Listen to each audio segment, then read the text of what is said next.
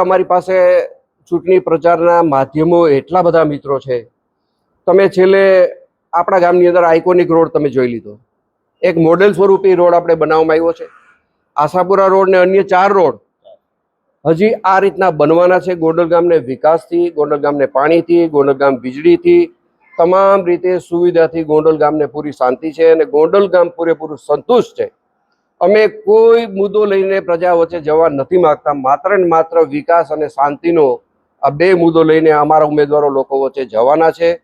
લોકોને પણ મારી નમ્ર અપીલ છે કે બિનહરીફ સિવાયની જે બચેલી સીટો છે એમાં તમે સામૂહિક રીતે ભારતીય જનતા પાર્ટીના ઉમેદવારને મતદાન કરો, એને જંગી લીડથી ચૂંટાવો, જેથી કરીને આવતા દિવસોની અંદર જે ગોંડલની બદનામીની વાત છે એ વાત ઓટોમેટિક લોકમુખે બહાર આવી જશે, પેટીની અંદર બહાર આવી જશે કે આ ગોંડલ ખરેખર મિર્ઝાપુર નથી, પણ આ ગોંડલ એક વિકાસના પંથે છે અને ગોંડલની અંદર સંપૂર્ણપણે શાંતિના વાતાવરણ કારણે સ્થિર સરકાર છે, સ્થિર પાર્ટીનું શાસન છે અને ફરીથી 44 ઉમેદવાર જીતી જાય એ આ બધાને મારી દ્રષ્ટિએ જવાબ છે.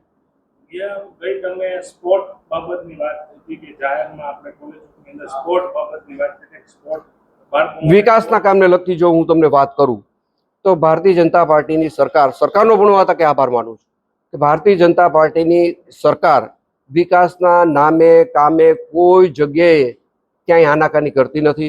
વિકાસમાં અમને ખૂબ ઘણા બધા રૂપિયા આપે છે. મારી ઈચ્છા પણ એવી છે કે નદી માટે પણ કંઈક ખાસ વ્યવસ્થા કરવી છે, સુશોભન માટે વ્યવસ્થા કરવી છે, આ બધું વિચારણામાં છે. સ્પોર્ટ્સ માટે પણ ખાસ વ્યવસ્થા કરવી છે, આવું પણ વિચારણામાં છે, લોકોની માગણી પણ છે. એટલે 2-3 વસ્તુ નહીં પણ 4-5 વસ્તુ મારા ધ્યાનની અંદર છે. આવતી બોડીમાં આ તમામ કામ કરવાની મારી ઈચ્છા છે ને એમાં સરકાર મને સહકાર આપશે. ઇન્ડોર સ્ટેડિયમનું કામ તો આપણે આશાપુરા ચાલુ છે. આશાપુરા પણ એક ફરવાલાયક ખૂબ સુંદર મજાનું સ્થળ થવાનું છે, જઈ રહ્યું છે.